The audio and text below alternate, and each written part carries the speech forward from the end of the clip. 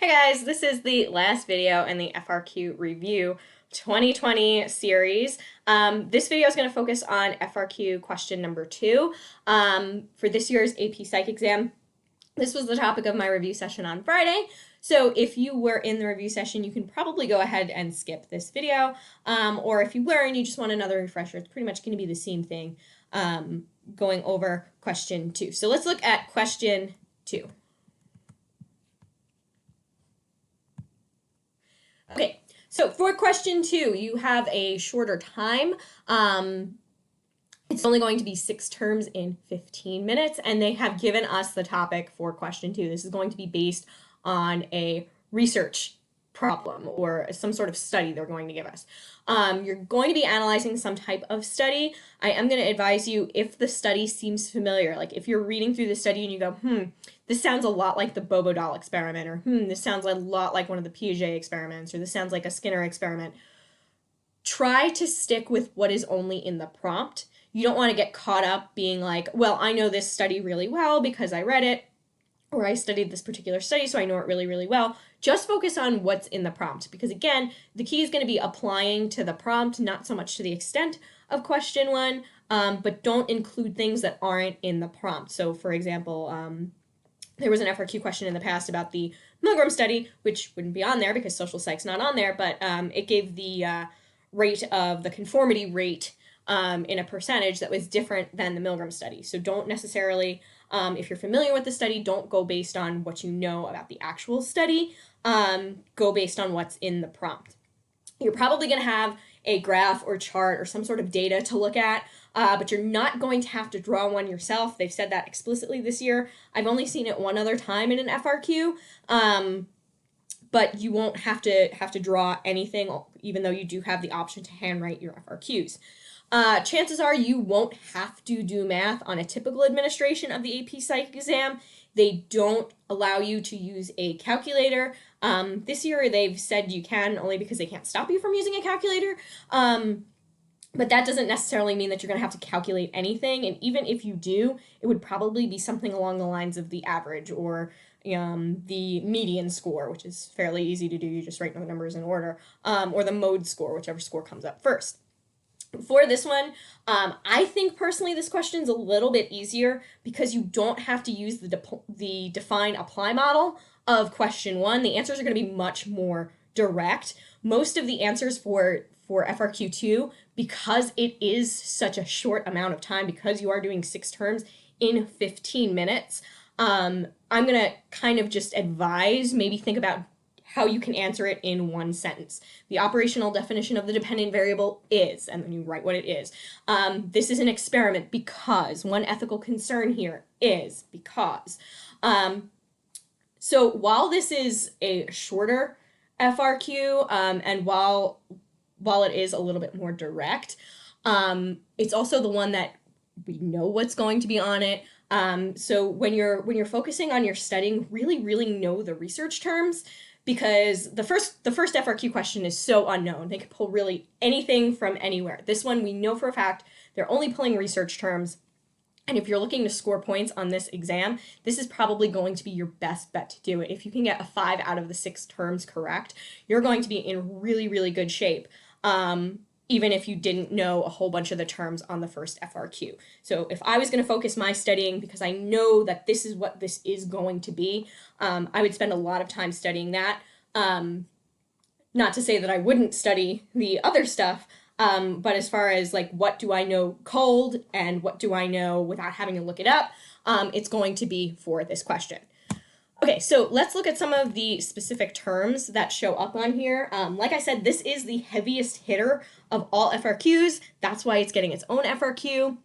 There are a lot of things that show up multiple times, and because this one is so much more known and things show up so much more frequently, I'm actually going to go through a couple of these terms specifically so that you don't fall into some of the traps that you can fall into with some of these terms, so that everybody gets the points for possible terms and tasks on this research question. Because again, if you can get those 5 out of the 6 points, or you can get the 6 out of the 6 points on this question, you're going to be in really good shape. Okay, so the term that shows up the most, the absolute most, when it comes to research is operational definitions, either of the dependent or independent variable.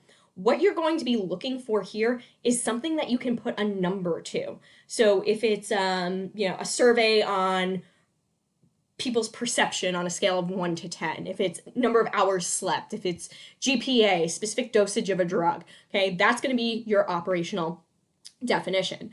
Hypothesis has come up once, but interpreting a hypothesis or writing a hypothesis can come up again. Make sure if you are asked to write a hypothesis that a hypothesis is written in either the present or future tense. Do not write a hypothesis in the past tense.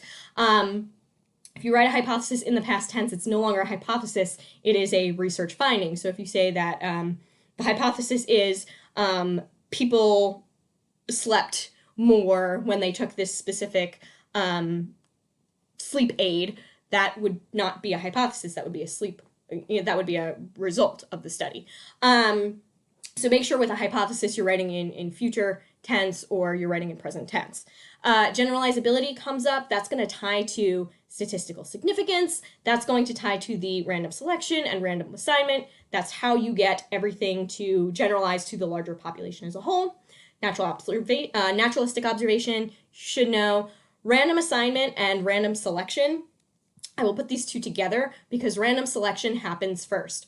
Random selection is when you have your population and then you randomly choose people from that population. You want to make sure that everyone in the population has an equal chance of being chosen. Random assignment is when you put them into either the experimental or the control group. Placebo comes up. Correlational research is probably the number 2 most common thing that comes up with a research question. Make sure if it is a correlation, you state specifically if it is a positive or negative correlation. A lot of the rubrics I've seen say it is not enough just to say it's a correlation. You have to say which direction it is going in. Ethical concerns is usually tied to debriefing and deception, and some of the design flaws questions can be about the ethical concerns, so make sure you are familiar with those. Make sure you're able to identify the dependent and independent variable. If they're presenting results in a bar graph, that's something you may see. If they're asking about cause and effect, remember this only happens with an experiment. If they're asking about statistical significance and they provide you with a p-value, which is the measure for statistical significance, the magic number there is 0.05 or 5%. Replication, that ties back to the operational definitions. Good operational definitions means you can repeat the study and you can find those findings again and further prove your point. Research bias and double-blind procedure usually go together because double-blind procedure is a check on research bias. The control group goes with all of the experiment terms. You can kind of break this down into experiment terms, other types of research, and then the statistics stuff. Debriefing and deception, I already talked about. Case study, should know what that is. If they're talking about one person or a small group of people, it's a case study. Looking at some of the stats stuff, well, before I get into that, the term scatter plot, this one right here, is usually going to refer to correlational research. If they give you a graph that has a bunch of dots on it, it's a scatter plot, it's a correlation. Okay, so the harder stuff from the research unit is the stat stuff. Luckily, you're not really going to have to calculate any of this stuff. Mean, median, and mode are all the measures of central tendency. So if they ask you how are measures of central tendency used here, you would say that they report the average or the mean, or they report the median score or whatever. Standard deviation, you probably won't have to, well, you definitely won't have to calculate standard deviation. Just know what it looks like on a graph if they're showing you a graph. Know how each z-score works, right? The z-scores are how many standard deviations away from the mean it is. Know how to read that and know how to interpret that. Skew is probably the trickiest of the concepts on here. So I'm going to go ahead and go over skew a little bit.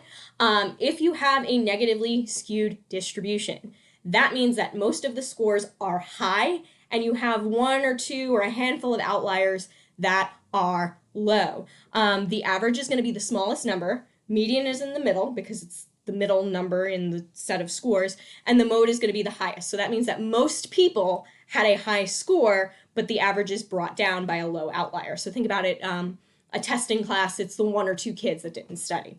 Okay, in the middle you have your normal distribution. Know what that would look like should you need to.